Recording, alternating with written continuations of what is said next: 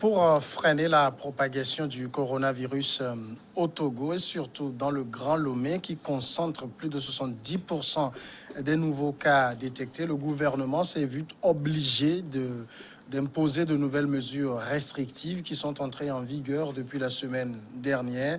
Désormais, et on le constate, c'est une manu militari que la force mixte mise en place pour gérer ces situations intervient dans les lieux de rassemblement pour disperser ceux qui s'entêtent à continuer par se réunir. On va faire un peu le point de ces nouvelles mesures restrictives. Est-ce qu'elles sont opportunes et comment envisager l'avenir avec cette maladie? Eh bien, nous en parlons avec Kodjo Niaché. Bonsoir, monsieur Niaché. Bonsoir, monsieur le journaliste. Merci à vous d'être notre invité. Vous êtes d'abord philosophe et membre du comité de riposte contre le Covid-19 au niveau des marchés du Grand Lomé. Je le disais tantôt dans mon introduction, le Grand Lomé concentre le gros lot des nouvelles contaminations chaque jour que le bon Dieu fait. Aujourd'hui, le Togo facilement se retrouve à plus de 150 cas quotidiens, dont au moins 90 se retrouvent dans le Grand Lomé. Quelle est justement la situation? Qu'est-ce qui explique cette situation dans le Grand Lomé selon vous? Merci beaucoup. D'abord, je voudrais vous féliciter pour tout ce que vous faites autour de cette pandémie et vous féliciter. Au-delà de mes félicitations, je voudrais revenir à votre question. Qu'est-ce qui explique ces flammées de cas au niveau du Grand Lomé? Il y a plusieurs facteurs qui ont amené le gouvernement à prendre ces mesures. Ces mesures ne sont pas nouvelles. Mais le premier facteur fondamental, c'est que quand vous regardez le Grand Lomé, vous regardez sa mobilité et sa densité aussi. Mais ce n'est pas le seul facteur. Nous regardons aussi au niveau des frontières. Lomé est entre la frontière Ghana, la frontière Bénin. Donc, bien que les frontières officielles ont été fermées et ouvertes pour les marchandises et les biens, vous n'êtes pas sans savoir que nos compatriotes ont choisi les voies les plus clandestines pour faire passer les marchandises et eux-mêmes œuvrer, faire leur petit job. Ce qui a fait que le variant anglais aussi, je pouvais quand même, entre griffes, le penser que le variant anglais est venu par cette voie et qu'aujourd'hui, le Grand Lomé, les cas élevés au niveau du Grand Lomé s'expliquent par ces facteurs. Mais au-delà de ça, retenez que la contamination est devenue communautaire.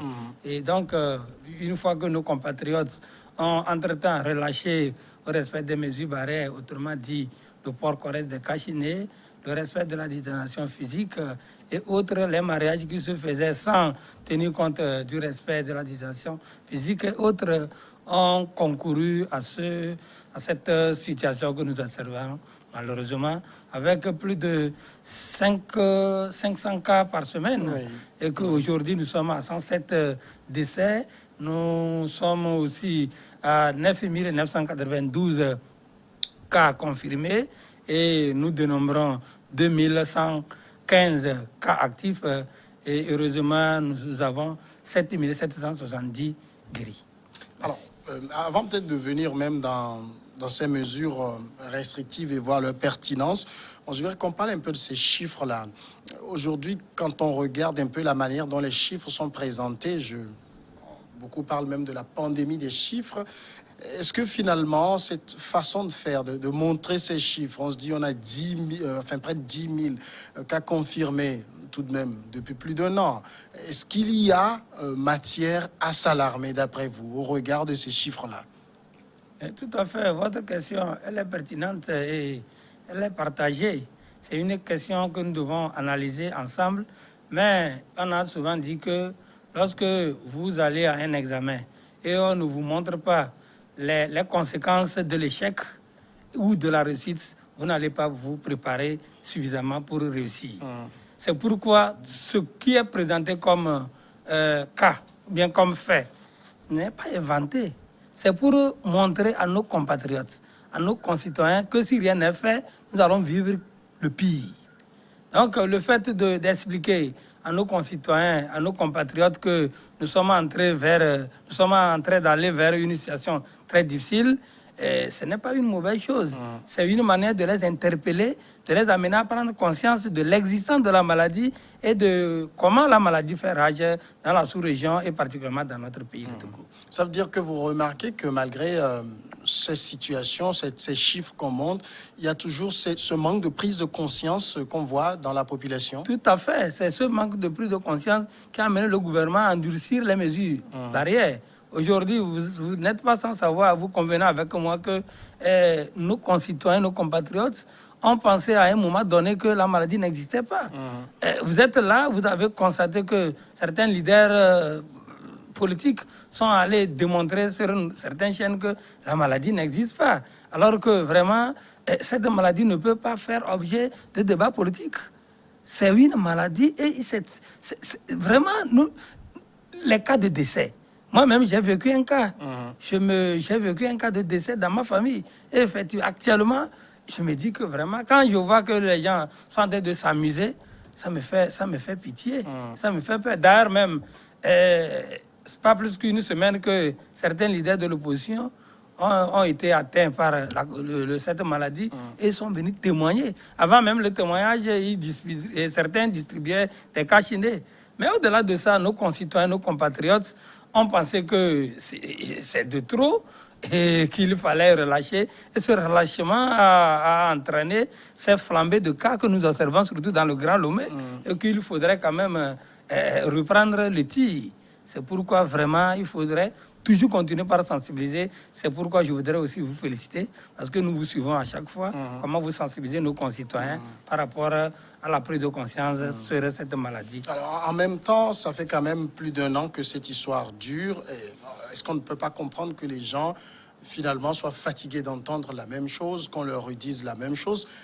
Moi, je suis communicant. On dit que trop de communication tue la communication, finalement. Merci beaucoup. Je ne pense pas que les gens peuvent le penser ainsi. Parce qu'une fois que la maladie existe et la maladie fait rage, l'obligation, bien le devoir du gouvernement, de l'État, c'est de communiquer sur les conséquences de la maladie et de sensibiliser les compatriotes et les concitoyens sur les effets négatifs de la maladie. Parce que vous savez bien que cette maladie a mis à genoux l'économie togolaise et internationale. Donc, personne ne voudrait vivre cette situation.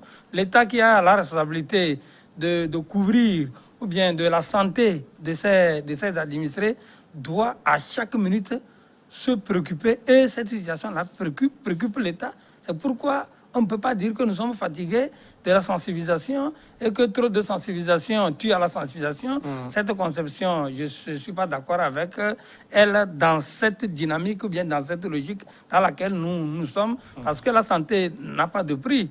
Et si nous voulons vivre, et tout le monde voudrait vivre, et donc on ne peut pas dire que ce qu'on est en train de faire pour protéger nos concitoyens, nos compatriotes contre cette maladie afin que nous puissions avoir une bonne santé et développer notre pays, que ce n'est pas bien. Mais le cas, je ne dis pas que ce n'est pas bien, mais le constat, il est là aujourd'hui. C'est qu'on se rappelle très bien les premiers jours de cette pandémie en mars 2020, avril, mai, juin.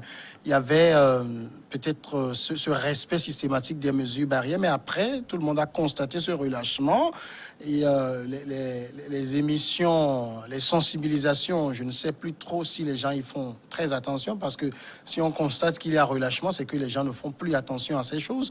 Est-ce que finalement, cette communication intempestive ne crée pas l'effet contraire? Merci. Vous avez posé cette question, je vous ai déjà donné une réponse, mais la communication n'est pas intempestive actuellement. L'enseignement, c'est quoi? C'est là de répéter, de répéter toujours. Tant que nous n'avons pas encore atteint notre objectif, nous n'allons pas cesser de reprendre, de répéter, de sensibiliser nos concitoyens, nos compatriotes sur une prise de conscience de cette maladie. C'est le seul moyen que nous disposons aujourd'hui en dehors du vaccin pour que nous arrivions à rompre cette chaîne de transmission au coronavirus afin de reprendre la vie normale.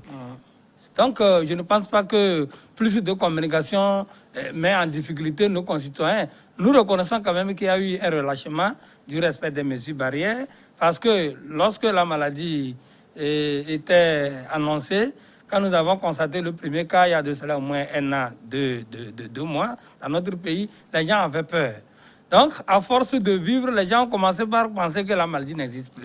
Donc, c'est lorsque nous avons organisé les fêtes de fin d'année, et nous avons vu qu'au niveau de certains contrées, le respect des mesures barrières a été relevé au second plan. Oui. Donc, ce qui a fait qu'aujourd'hui, jour d'aujourd'hui, les conséquences de la sortie des fêtes a contribué aussi, bien ces conséquences ont contribué à ces flambées de cas que nous sommes en train d'observer, au-delà des facteurs que j'avais susmentionnés lors de notre débat.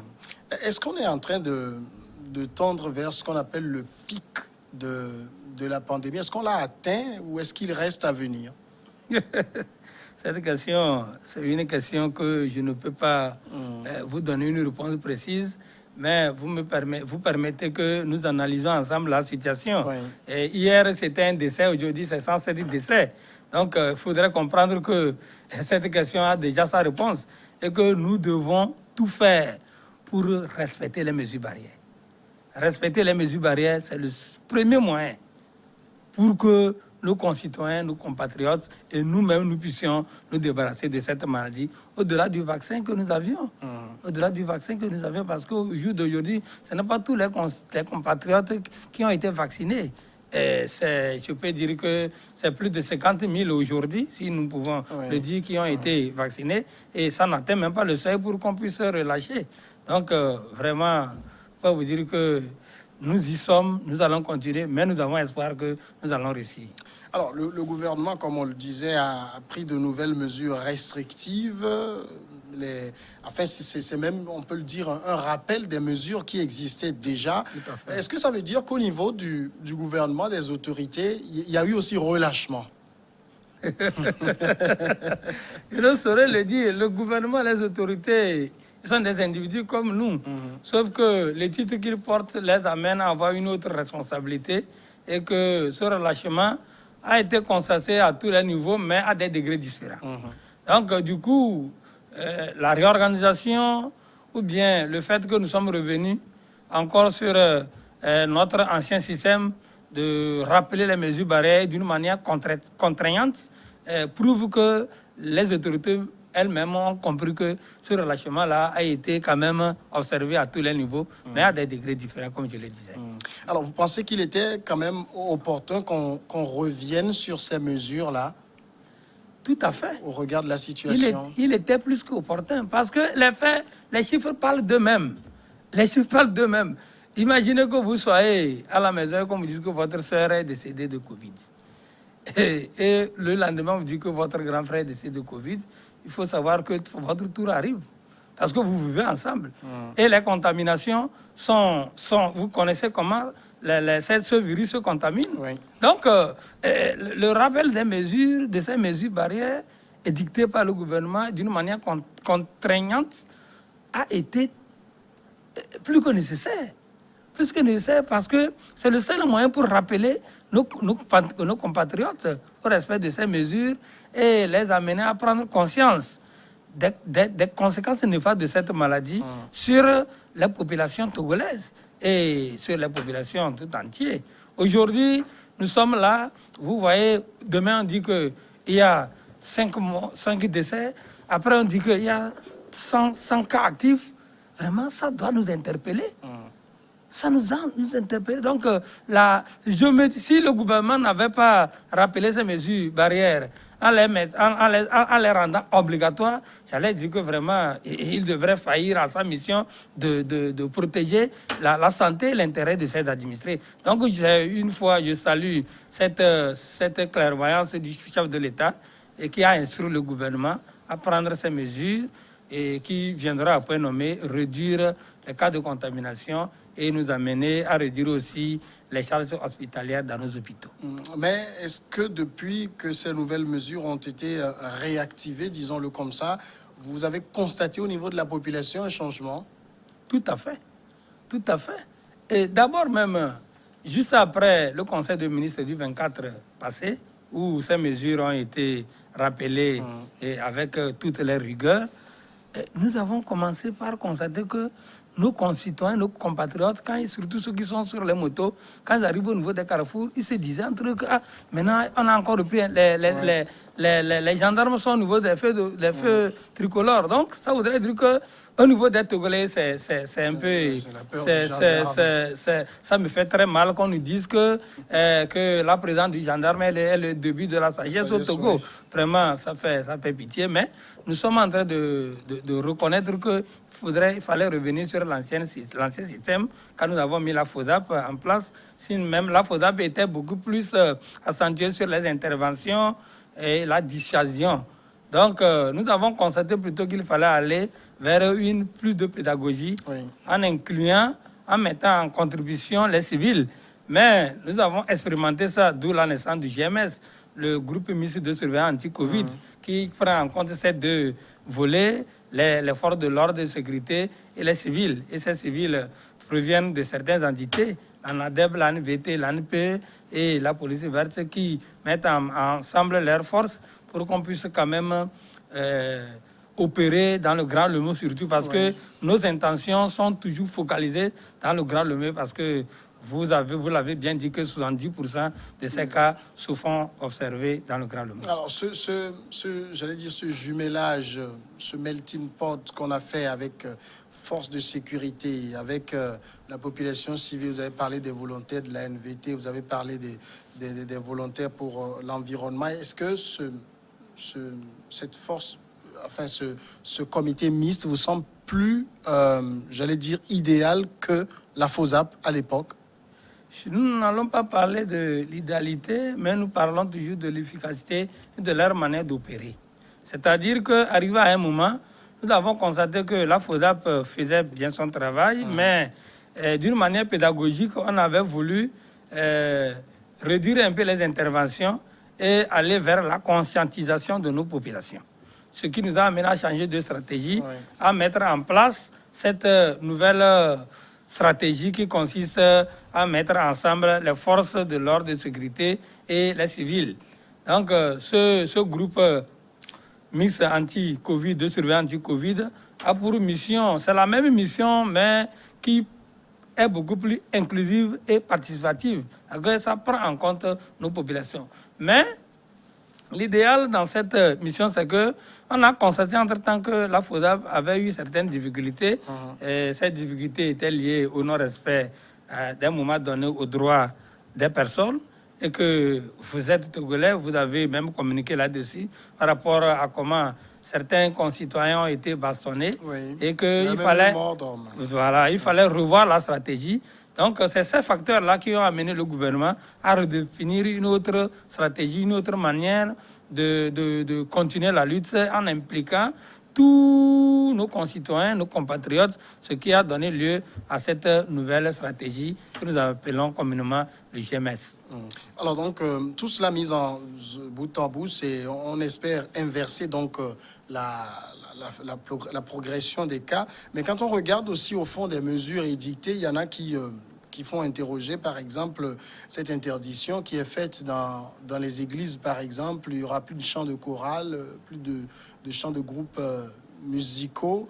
Est-ce que ça valait la peine de dicter ce genre de mesures? Ça valait la peine parce que même si nous n'avons pas une traçabilité des cas par secteur, des contaminations des cas par secteur, tout porte à croire que lorsque, au niveau de nos lieux de culte, lorsque les groupes musicaux, la chorale, les gens veulent chanter, et nous constatons que pour que la voix puisse porter, les gens sont obligés de se débarrasser de leurs masques, et que après expérience, nous avons constaté que ceux qui sont souvent devant ont été contaminés. C'est ce qui a amené le gouvernement à revoir cette manière de célébrer les cultes. Mais quand on a dit que les chorales et les groupes musicaux sont interdits, ça ne veut pas dire qu'on ne veut pas que les gens chantent. Ce n'est pas les gens qui vont chanter, ils peuvent mettre en marche leur radio, leur truc. Vous savez bien que le monde a évolué. On n'est pas obligé de chanter nous-mêmes pour qu'on puisse célébrer Dieu. On peut mettre une cassette et puis la cassette nous permet de faire des louanges. Donc, au jour d'aujourd'hui, cette mesure, elle est juste et elle a sa raison d'être. On veut jusque-là contrôler même la manière d'adorer des Tout gens à au nom fait. d'une Nous, pandémie. pas contrôler, mais nous voulons aller à un autocontrôle au niveau des églises.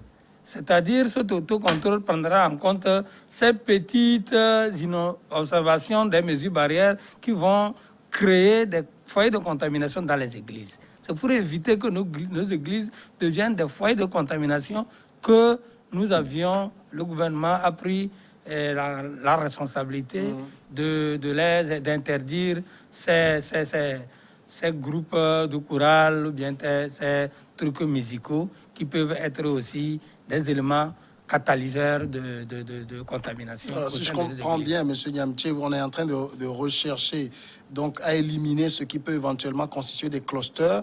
Donc on s'attaque à ce qu'on appelle les groupes musicaux, les chorales, mais et les marchés.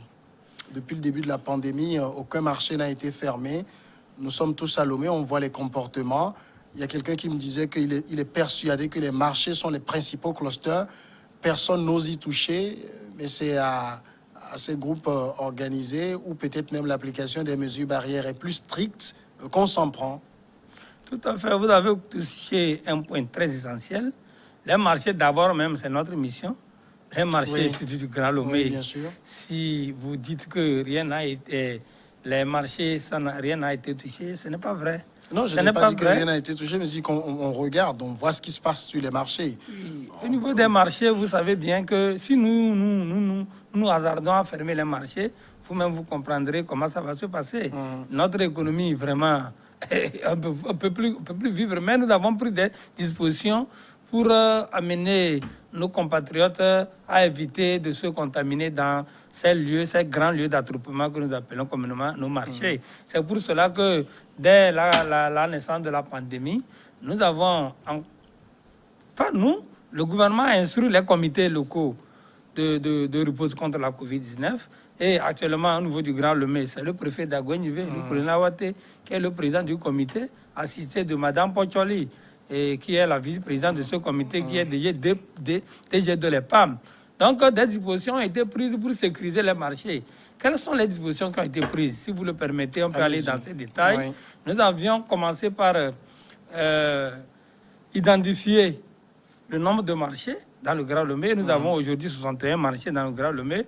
Une fois que l'identification a été faite, le dénombrement a été fait, nous avons procédé à l'installation des DLM, c'est-à-dire des dispositions de lave-mains, accompagnées de la distribution des cache-nez et des gels hydroalcooliques pour pouvoir sécuriser au moins ces marchands et marchandes qui vont dans ces marchés pour se procurer. Maintenant, au-delà de ça, il fallait maintenant des contrôles inopinés dans ces marchés pour voir si à l'intérieur du marché, les cache-nez sont bien portés. Ça veut dire que le port correct des masques. Ce travail inopiné a été fait chaque week-end dans les marchés, dans tous les marchés du Grand Lomé. Et après ça, il y avait aussi la FODAP qui nous appuyait dans cette mission. Et ces contrôles se faisaient avec des amendes. En cas de récidiviste, nous délivrons des amendes à ceux qui ne respectaient pas ces règles, ces mesures.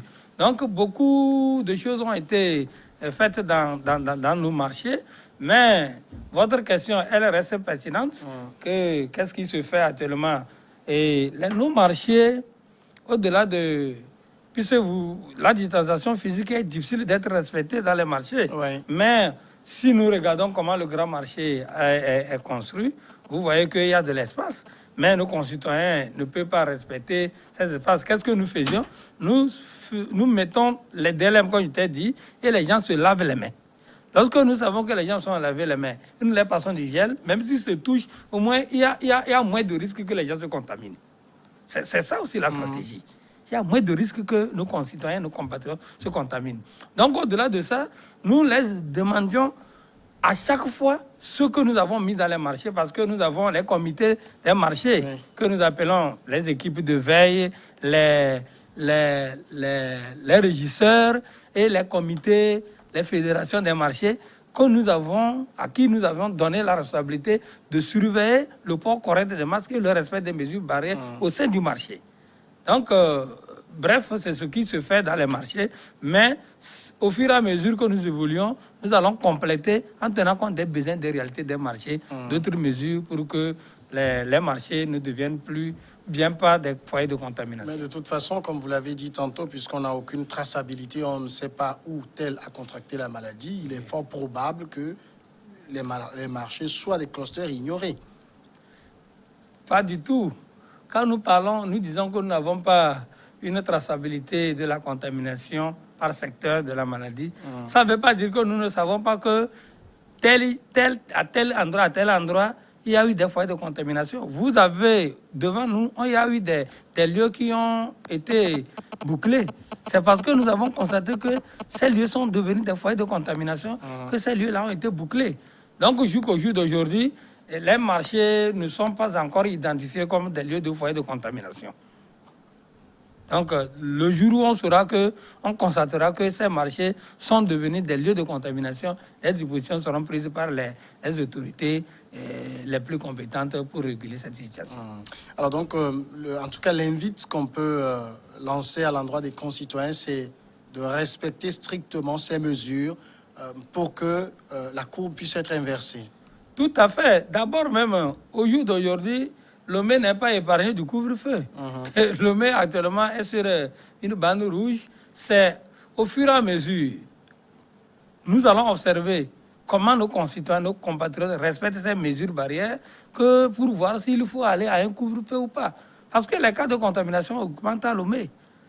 Et qu'au jour d'aujourd'hui, cette mesure de tolérance qui a été observé pour voir comment ça va se passer avant d'aller à un couvre-feu n'est pas encore effacé et que nous devons inviter nos compatriotes à respecter ces mesures barrières afin que nous n'allions plus à un couvre-feu dans le Grand Lomé. Encore faudrait-il qu'on prouve que le couvre-feu est efficace, hein? On l'a déjà essayé, on a essayé dans plein de pays. Chaque fois, on fait la même chose sans s'interroger. Est-ce que ce qu'on fait est efficace ou non? De toute façon, on suivra de très près et on invite donc les concitoyens à appliquer donc, ces mesures pour inverser la courbe de la contamination. Kodjo Niaché, merci à vous d'être passé répondre à nos questions. C'est à moi qui dis merci. Vous êtes membre du comité de riposte contre le coronavirus dans les marchés du Grand Lomé. La pause tout de suite et puis après le journal, on passera à regard croisé.